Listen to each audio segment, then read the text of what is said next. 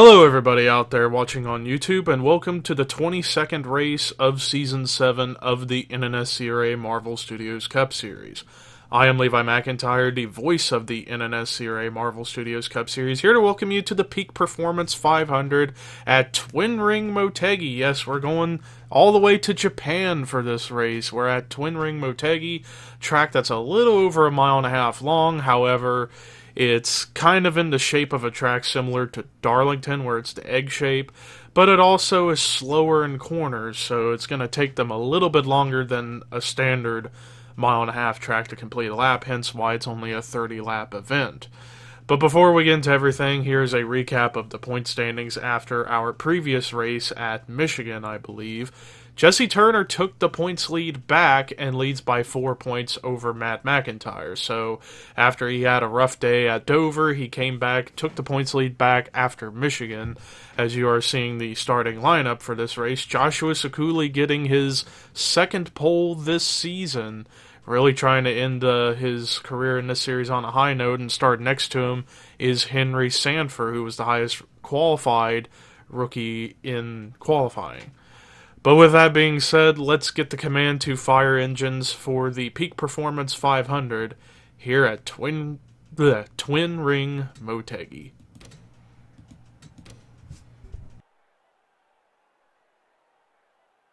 Drivers, start your engines!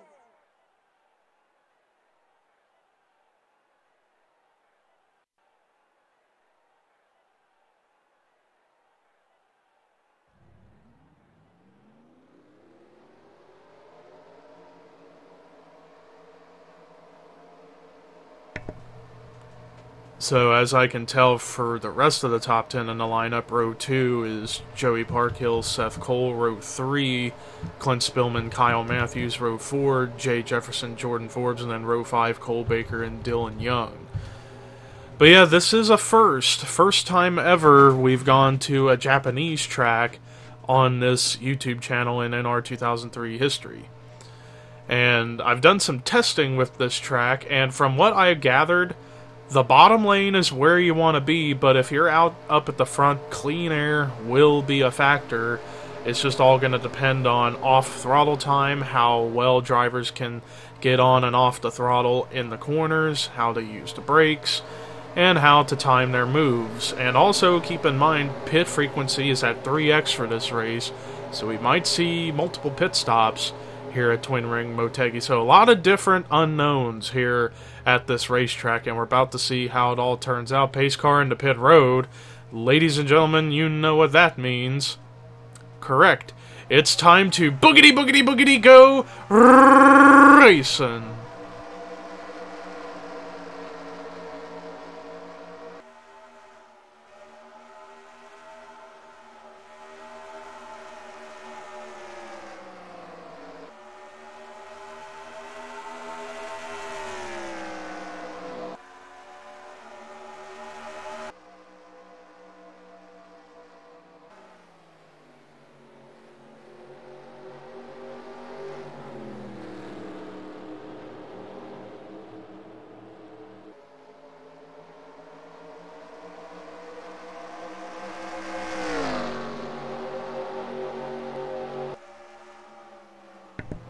Joshua Sekuli led the first lap, but man, Jay Jefferson got off to an amazing start to that race. I believe I saw him start 7th and already up to 2nd within one lap, which is absolutely amazing. So perhaps Jay Jefferson might be a guy to watch out for, and he's closing in quick on Joshua Sekuli here at the beginning of this race. So it's almost like as if Jay Jefferson is feeling like it's go time right now to try get up to the front and try and pull away from the field. But the caution is out, so we're going to have to wait on that.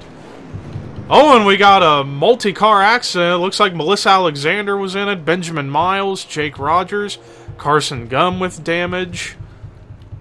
So we just had a multi-car accident come out on lap 2, just as Jay Jefferson was catching up to the 00. Although it looks like they're still kind of racing it out right now as they're coming to the line, and it looks like Jay Jefferson does make the pass on Joshua Sekuli. So Jay Jefferson does manage to get by Sekuli just before they catch up to the pace car.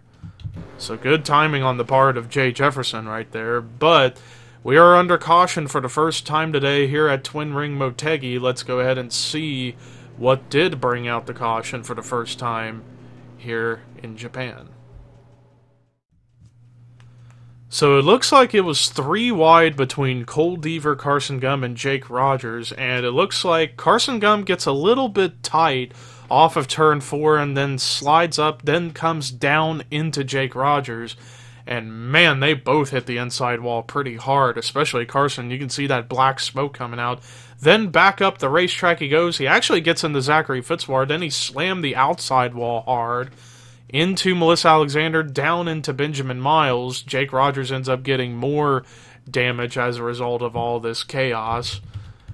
And I'm looking around to see what else had happened, and it looked like that was just it. So it was 4 to 5 cars involved, although right there, some contact between Charles Sanford and Chris Dollerton as they were stuck behind the smoking car of Carson Gum, and almost another accident could have happened right there, but they managed to avoid all that.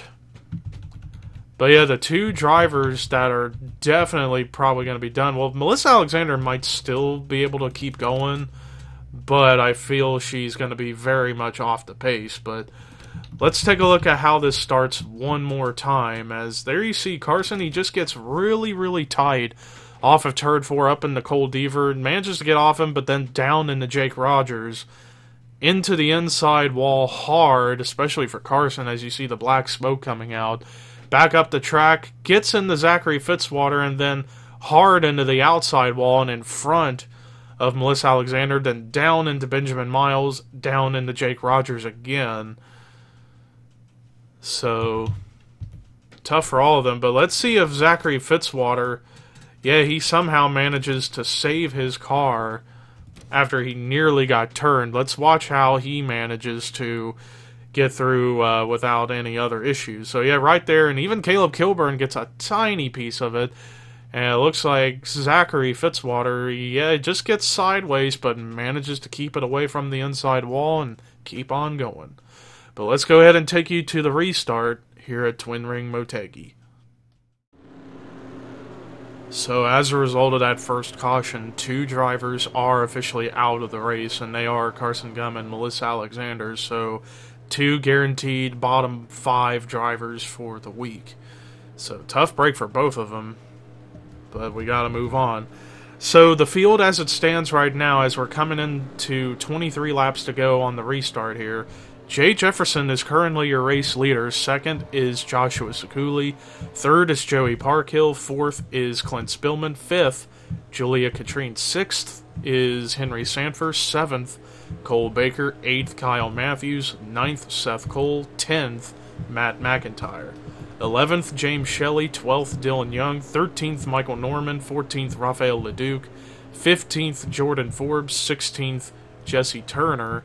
17th, Alyssa Drayson. 18th, Jessica Shelton. 19th, Johnny Gardner. 20th, Ryan Acosta. 21st, Hannah Klein. 22nd, Dylan Jacobs. 23rd, DJ Curtis. 24th, Cole Deaver. 25th, Caleb Kilburn. 26th, Zachary Fitzwater. 27th, Jonathan Zorline. 28th, Zach Rogers. 29th, Charles Sanford. 30th is Chris Dollerton. 31st is James Qualls. 32nd, Artur Castanha. 33rd, Cody Lamas. 34th, Rob Evans. And then the rest of the field is Ricky Karaman, Raphael Fireblade, Benjamin Miles, and Jake Rogers, as we're back underway here at Twin Ring Motegi. And the top 2, Jefferson and Sekuli, got off to a pretty good jump on that restart, managing to get away a little bit for now from 3rd place Joey Parkhill, as meanwhile teammates might start battling for the 4th position, as Julia Katrina in the 26th now is going to go underneath teammate Clint Spillman to try and take 4th away. And actually might be able to make a run on Joey Parkhill to get up to 3rd. Back up at the front, Jay Jefferson led that lap, as Joshua Sekuli lurking a little bit behind, not sure if he's got a fast enough car to keep up with Jay Jefferson, or I could have jinxed it and now Sekuli might have something. Meanwhile, battle on for third. Joey Parkhill has it, but Julia Katrine wants the spot. And this is going to be the only season we're going to see Julia Katrine in this series, so she's definitely wanting to get a second win. She won a race earlier this season, and if I recall, I think it was at Darlington? I'm probably wrong, but I know she's gotten a victory this season. I just can't remember where exactly. Kyle Matthews, a man on a mission, as he is working his way up through the field slowly. Still looking for his first top 5 finish of the season. He's been on a good luck run as of late. I believe the last 2 races he's gotten top 10s finally, so he's now wanting to go to the next best goal, and that's getting a top 5. And he's approaching that, well, let's see, is he in the top 5 now? Yes, he is in the 5th position, but he's wanting to get up to 4th as he's got Joey Parkhill right in front of him, who in turn has Julia Katrine in front of him. Back up here at the front, Jay Jefferson slowly pulling away from Joshua Sekuli, only by 1/10 of a second that previous lap. So Sekuli's not too far off from the 5, but you also got to keep this in mind as well. Nobody elected to come down pit road under caution, so we're going to be interested to see if this race goes clean and green the rest of the way out. When would drivers have to come to pit road to get fresher tires and top off on fuel? Joshua Sekuli, while he lost a little bit of time, he's still within reach of the 5. Meanwhile, Kyle Matthews looks like he finally made the pass on Joey Parkhill to get up to the 4th position.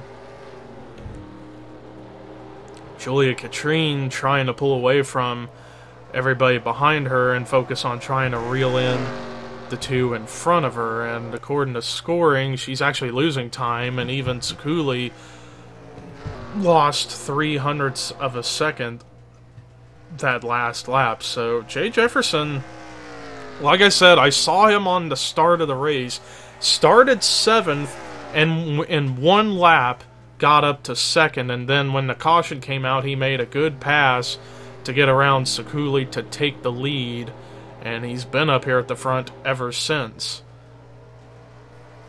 And Joshua Sekuli still there, just doesn't quite have as good of a car as Jefferson does. Although that previous lap, I'm looking at the lap times, Sekuli was 0.03 of a second faster than Jefferson, so maybe Sekuli was trying to play conservative a little bit and just let the 5 go to conserve his tires and then try to go for it before the pit stops were to occur.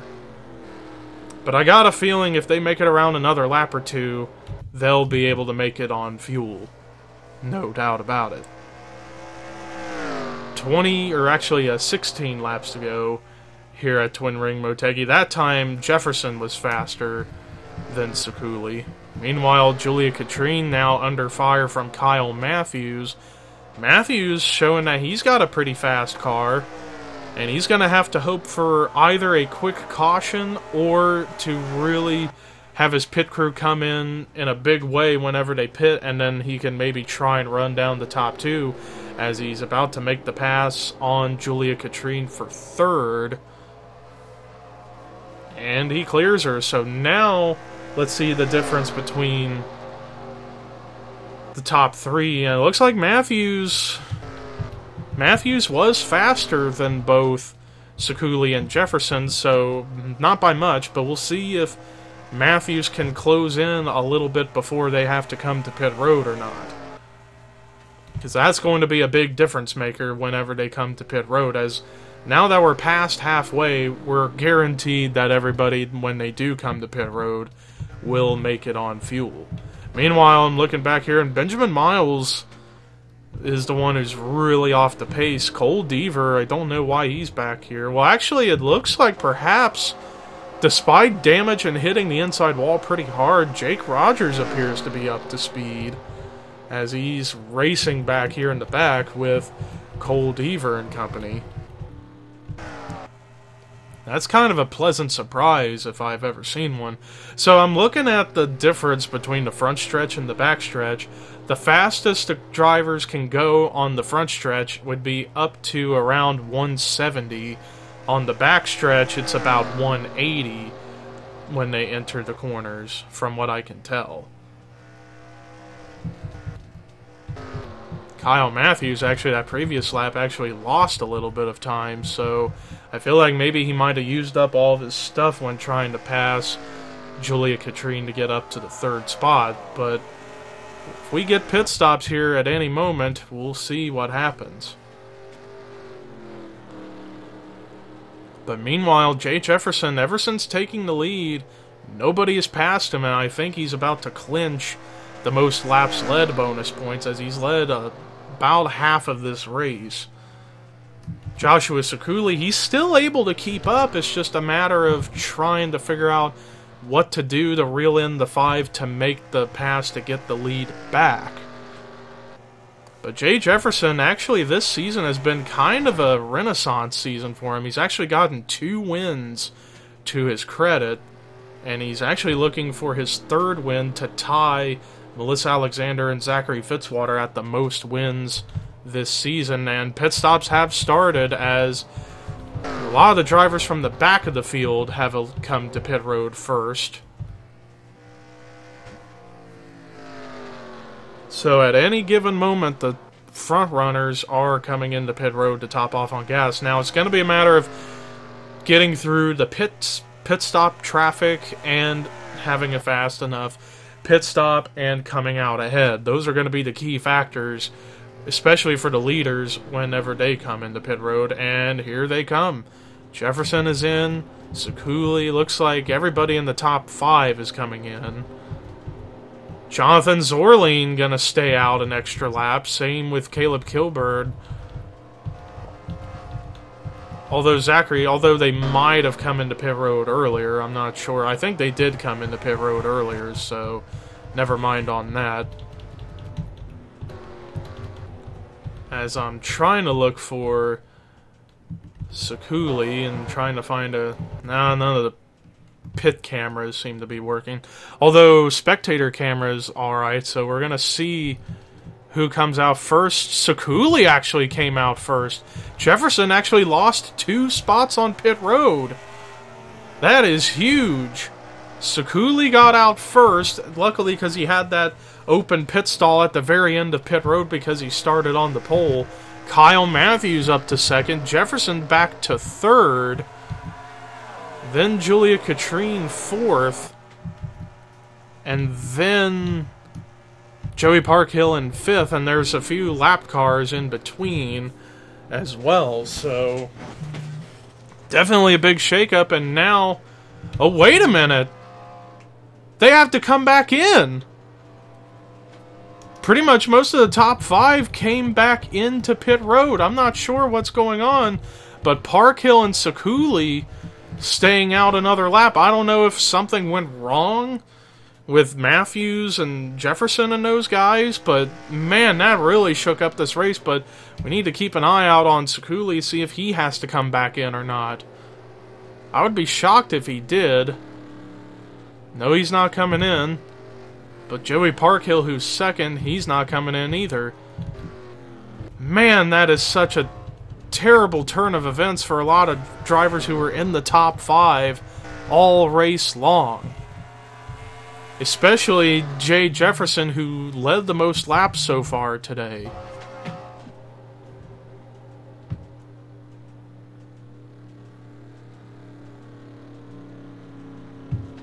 Tough break for a lot of those guys. Man, I can't believe that happened. But now, as a result, Joshua Sakuli has a monumental lead now, as he leads by nearly 4 seconds over Joey Parkhill as a result, and the top 10 has shaken up in a massive way. So now we're going to try and do our best to do a full field rundown of everything currently. Joshua Sakuli is the race leader. 2nd is Joey Parkhill. 3rd, Jonathan Zorline. 4th is Rafael Fireblade. 5th Ricky Karaman. 6th is Artur Castanhas. 7th, Zachary Fitzwater. 8th, Caleb Kilburn. 9th, Jordan Forbes. 10th, DJ Curtis. 11th, Jesse Turner. 12th, Cole Deaver. 13th is Cole Baker. 14th, Alyssa Drayson. 15th is... where is it? 15th, according to scoring, is James Shelley, all the way on the backstretch. 16th, Charles Sanford. 17th, Matt McIntyre. And then 18th, Henry Sanford. And then everybody else that's still on track is a lap or more down as a result of those different pit sequences. So we only got 18 cars on the lead lap, and as I'm looking at the interval between the top two, the lead is starting to shrink for Joshua Sekuli a little bit, as he's losing quarter of a second every lap. While that's good for Joey Parkhill to give him some confidence, unless he can somehow close in like a second every lap from here on out as it's 5 laps to go, I don't think he's going to be able to get to the 00 in time. Because he's going to need a lot of help to get up to the back bumper of the 00, unless the 00 somehow just starts getting really, really slow on track. I don't know, but it didn't look like much changed here, but let's see the interval now. Only 2.8 seconds, so only about 2/10 Parkhill gained on Sekuli. But man, I still can't believe that happened. A lot of the main top 5 contenders like Matthews and Jefferson had to come back into pit road, and I'm not sure as to why. Like, I'm really, really confused.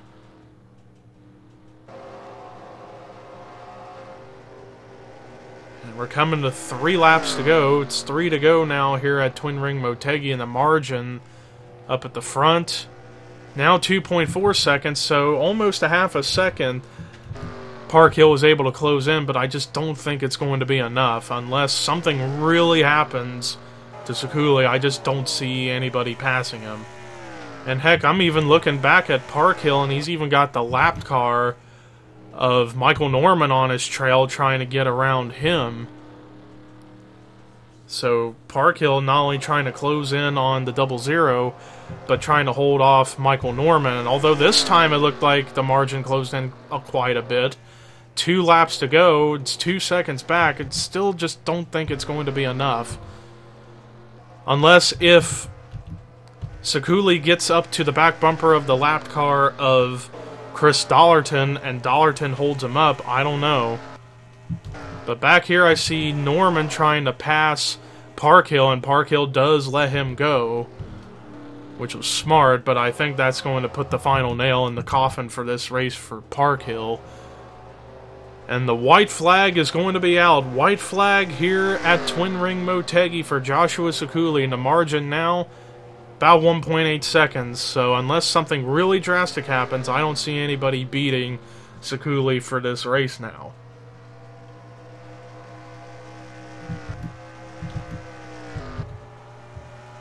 But still a great effort by Joey Parkhill to try close in. But if the race was probably longer, he might have had a chance, but just not today.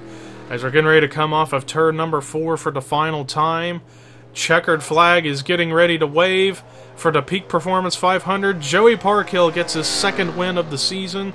He wins the Peak Performance 500 at Twin Ring Motegi. Man, I bet you if there was about 3 more laps, maybe Parkhill would have had it, but nonetheless, still a great effort. And congrats to Sekuli, who took advantage of an unusual pit sequence. Managed to stay out, apparently had enough gas to the end, and managed to get his 2nd win this season. But let's look at the rest of the results. Joey Parkhill, like I said, he gave it a great effort trying to close in on the 00, but just didn't have enough time. Still a great run in the 2nd position nonetheless. Jonathan Zorline with a solid performance in 3rd. I think this is maybe his best finish this season. Highest finishing rookie, Artur Castanha in the 4th position. And then Ricky Karaman with a great run in the 5th spot. Zachary Fitzwater with a solid comeback after nearly getting wrecked in that first caution. Gets a top 10 in the 6th position. Raphael Fireblade's solid run in 7th. Great run for DJ Curtis in 8th. Jordan Forbes, great run in 9th. And then rounding out the top 10 was Cole Deaver, who at one point was bottom 5, but again took advantage of all the commotion. Then there is your top 20, your top 30, and then everybody else. And the bottom 5 for this week were Julia Katrine, Cody Lamas, James Qualls, Carson Gumman, Melissa Alexander. So tough break for all 5 of them. As you're watching Sekuli do his victory burnout. That does it for our coverage here at Twin Ring Motegi. Next race, we go to another new track. We go to Boston.